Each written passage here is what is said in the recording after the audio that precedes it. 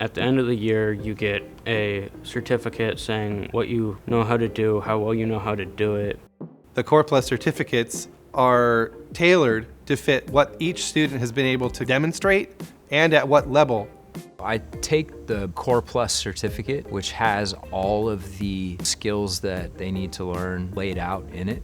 I basically try to hit every single one of those skills, everything from the drilling and riveting to electrical wiring to all the soft skills that they need, like mock interviews and how to create a resume. I rely on the Core Plus certificate heavily.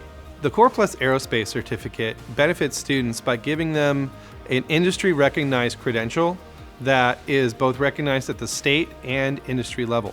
Our Core Plus certificate is in tandem with Boeing. I got to learn how to drill and rivet to Boeing specifications and learn more about aerospace manufacturing. The way that your certificate could help set you up for success is showing you already know how to do the skills. It basically gives you a foot in the door.